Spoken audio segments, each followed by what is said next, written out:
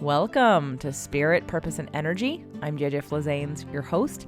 Thank you for downloading today's episode. Today is going to be a Q&A with me, just a solo show. I was feeling the need to want to ask if there were any questions in the community, and I got a bunch of them, and I'm not going to be able to answer all of them today because some of them actually deserve their own full show. And some of them may deserve a couple shows, actually. So I'm only probably going to answer 2 or 3 of them. And before we get started, though, I do want to make a couple announcements of things you guys have been waiting for. The first one is that the Couples Retreat questionnaire is up and ready to go. Again, this is happening over the New Year's holiday, December 30th to January 2nd in Palm Springs. And you can go to jjflizanes.com/couples retreat to fill out the questionnaire to see if you qualify as one of the 5 couples that gets to come do this awesome couples retreat with us. So jjflizanes.com/couples retreat. The next announcement is that we are about a week away from the June Manifestation Challenge. It is free. It is 30 days, and most of it happens inside the Facebook group for the 30-day challenge. So if you're interested, you have a few more days to sign up. I have let people in. If you're someone who's waiting in the wings and you've signed up, I see some of you have signed up back in March, and you're not in the Facebook group yet, there are 2 reasons. One, you did not fill out the email address that you registered under. So if I can't line you up with someone in the system, then you don't get in.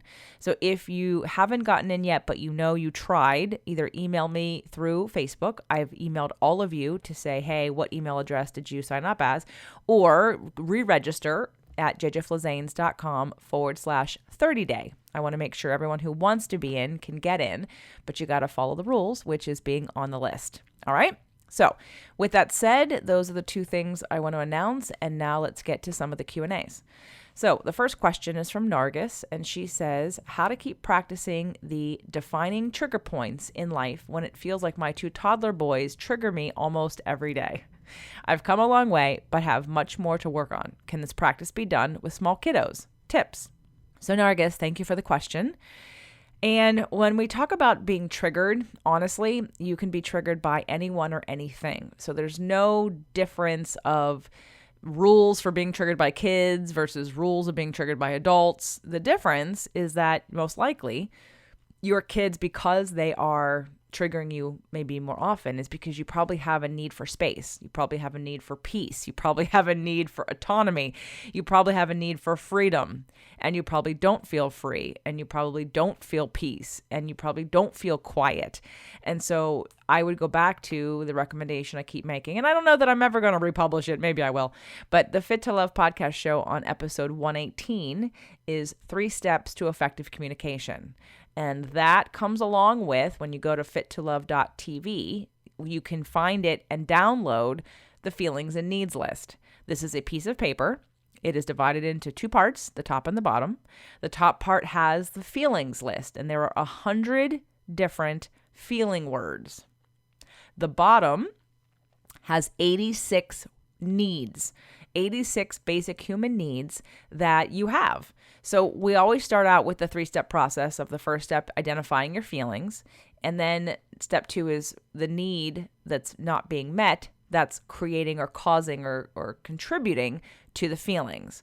And it sounds like you have a need, again, for space, for peace, possibly for sleep, from alone time, maybe to feel free.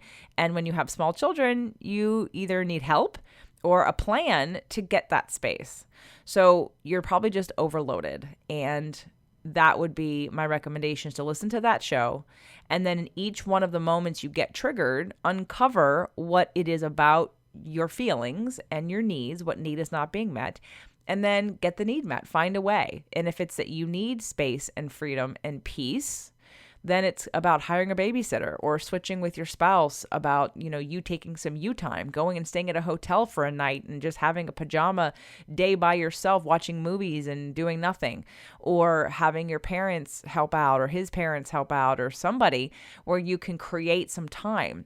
This is where when we don't look at balancing out our energy levels of input and output, and we just assume we're supposed to be able to be bombarded with constant neediness and crying and yelling and screaming and having other people's needs sort of be put before ours. It's unrealistic, which is why, again, there are a lot of bad parents who unfortunately take their frustrations out on their children because they aren't getting their needs met on their own.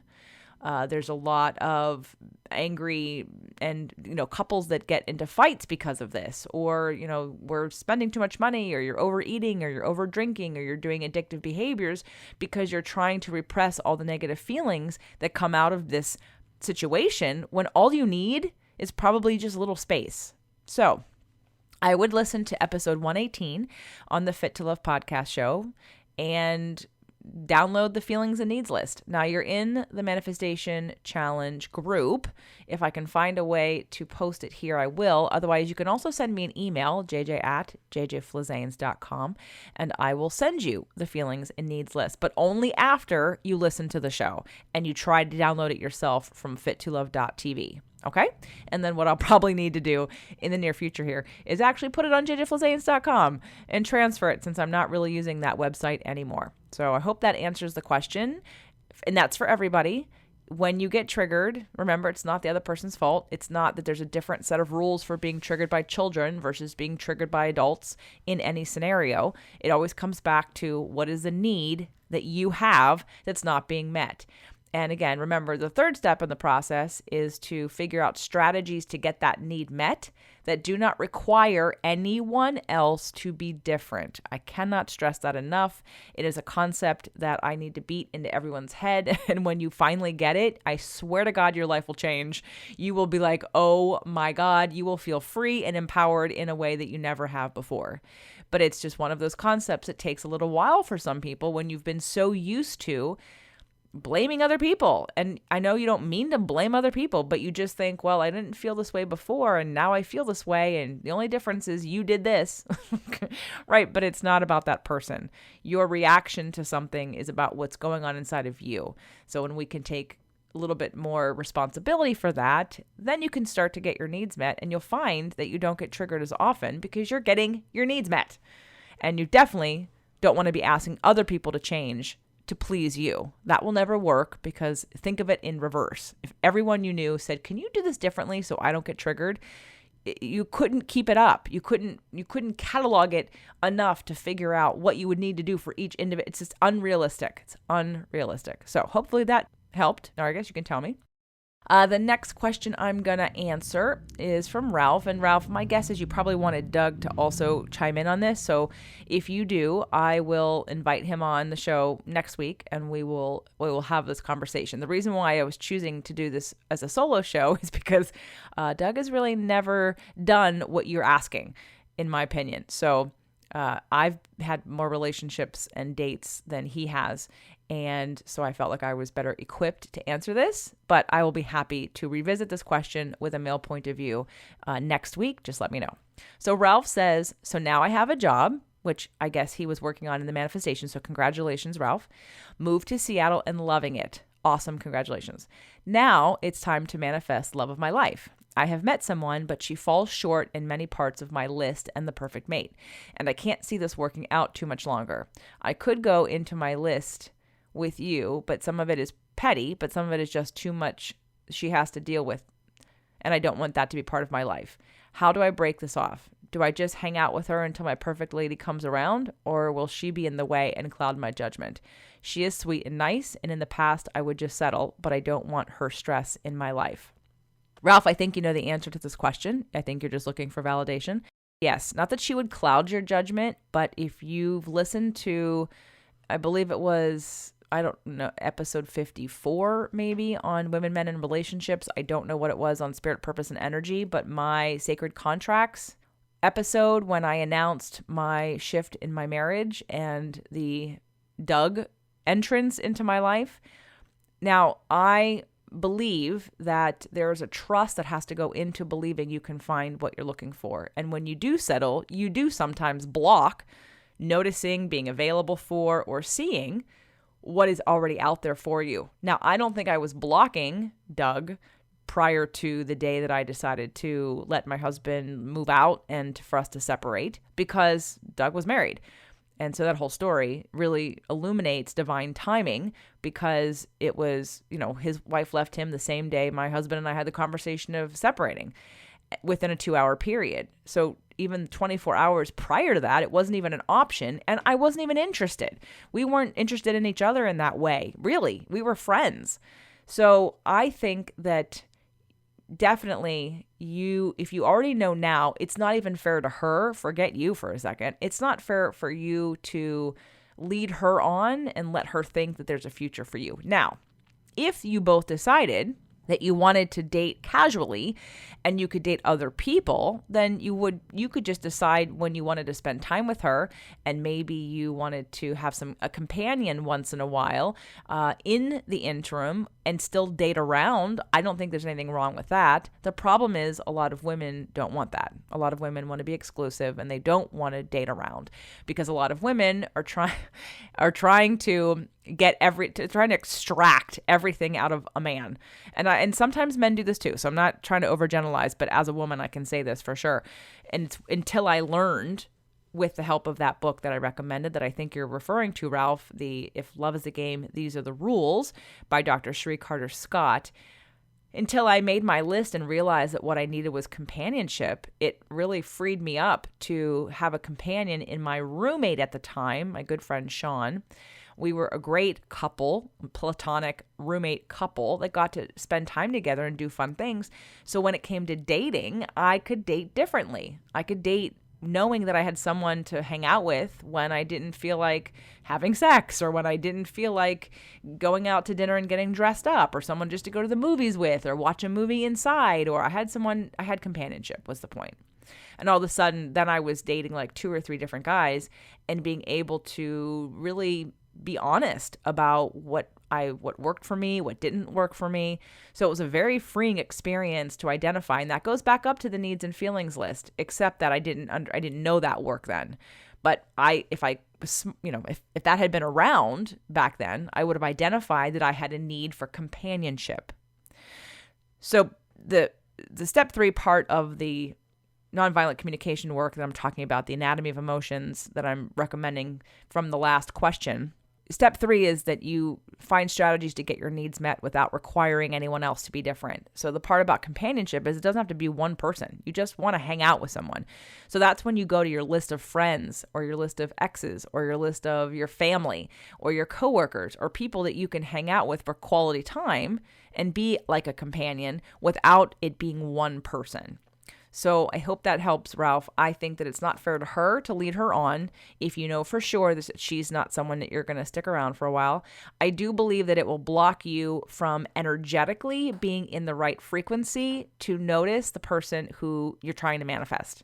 If this woman is drama and has lots of stress, and then it activates stress in you, then you're not going to be in alignment with what it is that you're looking for as easily. So that would be my recommendation, to either tell her that, she's lovely and you've had a good time, but you don't see this as a long-term thing. And maybe if you're both comfortable, offer her the option to just be casual and date other people and hang out because you have fun doing X, Y, and Z. You don't need to tell her anything about anything bad that she does. Definitely do not say, well, I don't like these things that you do. Okay, just let that go. Emphasize the positive that, you enjoy these things, but there are other things that you don't think are a match, that you don't think will work long term, that you're probably not on the same page. Those would be phrases that I think I would use. And I know that it's not easy, and that was one of the reasons why I'm doing this show solo and not bringing on Doug, because Doug couldn't even tell someone he went out with that he didn't want to have a second date, and he signed up for a second date, okay? Because he's Mr. Nice Guy, and he hasn't had to learn how to date and how to say no to someone he's not interested in. So most women and men could really learn from being a little bit more direct. You don't have to be mean, and you're not responsible for their feelings. You can be kind, but you can be honest. And that's the difference. So remember, be kind, but be honest, because otherwise everyone is wasting everyone else's time.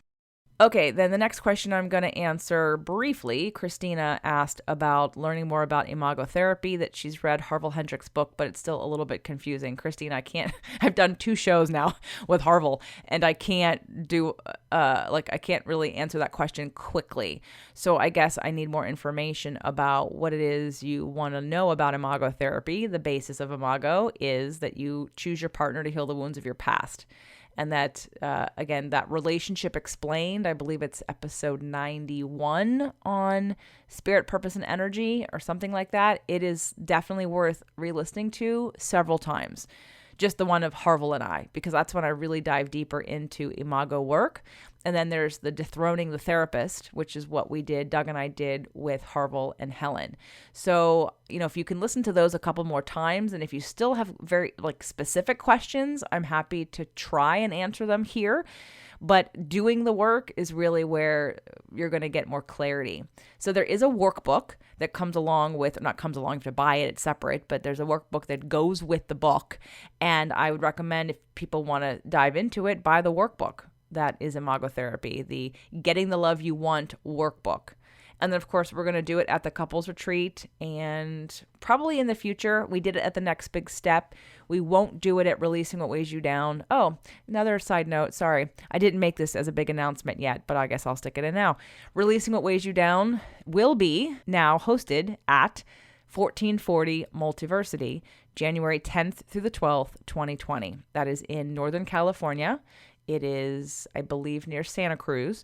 It is on 75 acres in the Redwoods, and it's going to be an amazing event. But more on that later. But we're not going to do, it doesn't matter, we're not going to do imagotherapy there anyway. So, Christina, more on that later. Please, again, revisit both of those other shows and then let me know in the Facebook group what more I can answer more specifically, and I'd be happy to try to help. Okay, Elaine asks, I hear you talk about masculine and feminine energies a lot, and I'd like to learn more about what each one means, how to recognize which is dominating, the implications, and how to keep them balanced. Now, that is a whole show. So let me start the conversation here, and then we'll do a whole nother show about that, because the whole balancing point is its own show. Brittany also says, I agree with Elaine on masculine feminine energies. I just started scratching the surface on these, and my relationships and business have improved significantly just by learning how to tap into the divine and recognize when I'm in the wounded.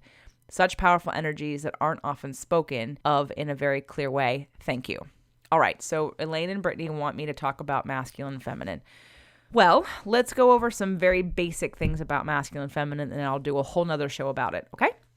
So the first thing is, think about our biology. Our biology is that men have more testosterone than women do. We all have testosterone, but men have more. So therefore, most of the time they're stronger because they are designed to be hunters. And I want you to take that hunter mentality into today's day and age and just recognize it as a masculine quality, not a man quality. Because you can have masculine, feminine, or masculine females, which I'm one of them. And you can also increase your masculinity if you're a female. You can also decrease your masculinity, and that's really what we're going to talk about. So as a hunter, a masculine energy person, most likely a man, but not always, will need to be focused. So there's actually studies about the brain and how our brains work differently. So it's not just the biology in our endocrine system from masculine, feminine, male, and female. It's also how our brain works. And what's fascinating is that they've also found when you get into sort of the mid part of life, 50s and over, the brains start to change. Women's brains actually become more masculine and men's brains become more feminine. So anyway, that's probably has to do with the hormones that we are secreting and then the reduction in the hormones that we're secreting, along with some other factors. So men are designed to be hunters. That means, or the masculine energy is designed to be hunters, which means they're focused. And my favorite, little analogy is to say, think about the deer, okay? Like hunting the deer. The man has to literally be 100% focused on the deer's every single move. It's a self-calculating, how do I hunt that deer or hunt whatever it is that they're looking for so that I can eat tonight, so I can survive. So they were hunting. And when you're dealing with an animal, then or even a person, not that they would be eating people, but, let's say they were hunting because they were trying to survive, and maybe they were threatened by other people to their species or their culture or their tribe back then. When you're hunting another living thing, that living thing is going to be fast also and have different things, skill sets that you're going to have to match. So being very, very focused is a trait of masculine energy. Now, on the flip side, the feminine energy, the females, are the gatherers. So women are gatherers, which is why we can multitask. Our brains are set to be diffused awareness. That means that is why a woman can handle 6 kids at one time, because you always know what's going on, because you have this diffused awareness of being able to take in a lot of information and track it all at the same time. So think of, the reverse of how that wouldn't work. A masculine energy in that space would not do very well. It's like gathering. So think of going into a field where there are berries. A masculine energy doing that would have to look under every leaf to see if there was a berry there. It's like looking for keys. A woman has this diffused awareness of all the space around her. I shouldn't say a woman, I'm sorry. Feminine energy is diffused awareness, where you can see many things going on at one time. Which is why, I don't think many of you heard me say this, or maybe you follow some other teachers that I've had in the past. When a woman is in a house and there's stuff, it talks to her. And if you're a feminine energy person, that's why I can't shop. I'm not a good shopper, because it's like everything's screaming at me. There's too many choices. There's too many things. And so shopping to me is very overwhelming, because while I have diffused awareness, I also can focus like more masculine energy. And some women love to go shopping because they want to be diffused. They're not good at focusing. So again, the masculine is about focus and the feminine is about diffused awareness, multitasking. That's why a lot of men who are mostly masculine are not good at multitasking, and why women are very good at it. Now, there are times where multitasking for anyone is not a great idea, and so that's a different conversation, but I'm just telling you in terms of skill sets. Now let's go with energy. Masculine energy is also very strategic. It's very linear. It's very structured. It's very intellectual. Yes, it's in the brain. It's in the head. A lot of masculine energy people think more than they feel first, or if they feel, they have to somehow analyze it. But think about structure, discipline, linear, straight lines. So those will all be very masculine qualities. Feminine qualities would be creative and expressive and flowing and non-conforming and very all over the place, okay? So, and in today's culture, a lot of us call that ADD. I really think that a lot of ADD people are misdiagnosed. I think years ago I saw an article that said in France, they don't even have that. So if any of you French people are out there, let me know. But I don't even think you have ADD and ADHD diagnosis, because we as Westerners in the United States have decided to, instead of look at underneath the hood of all of the very nervous, unexpressed emotional baggage that our children and we have as people that we pass down to them in these situations, rather than just say, well, their brains are faster than I can handle right now, and so I don't know what to do with them, so let's label them ADD and ADHD. Not to mention all the other factors like chemicals in some of the shots and vaccinations, some of the foods and the pesticides. Anyway, all that attributes to that. But that's a side note, and I could do a whole 500 shows on that. So let's go back to masculine and feminine. So feminine is more expressive, more emotional, more creative, less linear, more expansive. And when we get down to women's essence and feminine essence is about light. When you see like a beautiful woman or a happy woman, it's like light and hope and love. That is a woman's essence. That is a feminine energy essence. And the masculine essence is freedom, which is different than light. And so those are some very, very basic masculine, feminine qualities. So let's say, when I do this show, I stay very, very focused. So I do a lot of masculine energy on this show, especially on a solo show, because I'm staying focused. Now, when Doug and I are on, you can hear some of his feminine qualities. Now, he's a man and he's structured and he's got definitely his masculine traits, but he also has a lot of feminine traits, just like I have a lot of masculine and feminine traits. So if you are a business owner and you're a woman, one of the things to stay really aware of is in your marriage or in your masculine, in your relationship with your partner, who are you without your work? If you're on vacation, who are you? Are you still masculine on vacation? Are you still the planner? Are you still the bookkeeper and the driver and the timekeeper and are you free? And can you laugh and can you just be spontaneous? Do you love to dance? Do you love to paint? Do you love to sing? Do you love to play music? See, those are all feminine qualities. That doesn't mean you're a feminine because you play music, but it's creative and it's not, again, linear or structured.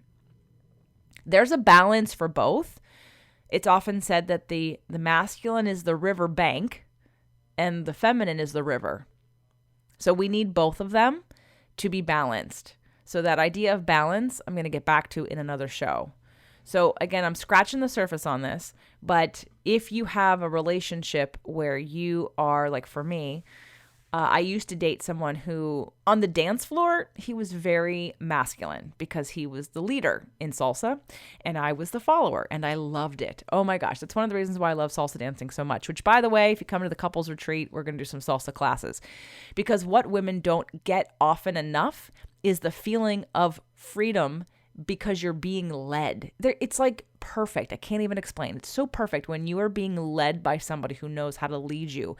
You stop thinking. You just do. You're being. It's the most beautiful match I've ever had in energy exchange is couples dancing. When you know the steps and it is the masculine leader's job to lead you. And by the way, I can lead. There's this freedom. There's this flow. There's this it's so yummy to be a woman being led by, and it doesn't have to be a man. I can lead you guys. I can dance with you and lead you. But when you feel the freedom of just like floating and flowing, it's just amazing. So that is feminine. And the masculine is supposed to be the leader. Masculine is supposed to be the one to tell, to lead you on where to go. So anyway, I dated this guy and he was very feminine in life, but masculine on the dance floor. And I was masculine in life and feminine on the dance floor. So of course I knew eventually it was never going to work out because I was obviously living more in life than on the dance floor, even though I was dancing 4 to 5 days a week. So if you're with someone and you want a different balance, because remember, we've talked a lot about sexual chemistry and polarity. In order to have that sexual polarity, you need to be on opposite ends. You can't have two masculine people in a relationship and have polarity. So women, it's important that if you want a more masculine man or you want to stimulate or invite the masculine side of your man out more, you have to tap into your feminine. And that would be releasing, taking a bubble bath, meditating, putting on music and dancing, and just tapping into your light, tapping into your love, into that energetic, being in alignment and being free and flowing. Now, on the flip side, men, if you want your woman to be more feminine, then you need to step in and do more masculine things, to hold the space, to be not demanding, but to offer structure, to offer guidance, to lead your woman in different ways. And of course, have a conversation about this, and because you want to be on the same page, because there are some women who are very masculine who want a feminine man. But just make sure that that's exactly what you need in all parts of life, because what I've learned is that eventually some of those women don't respect that man anymore because they expect them to be like them. And and a man just going to balance out what you're not. And a woman, unfortunately, you will default because we like to feel masculine energy. It's power. It's control. And not that control is a great thing, but you feel like, the structure part just is very strong. I love my masculine side. But I also know I can't be masculine and then receive in a loving way in the bedroom or on the dance floor. I don't want to be the leader all the time. I want to be the receiver. And this also clicks into law of attraction. So this masculine feminine energy is a really great segue into reminding everybody that one of the reasons we do this 30-day free manifestation challenge is for you to practice being in receiving mode.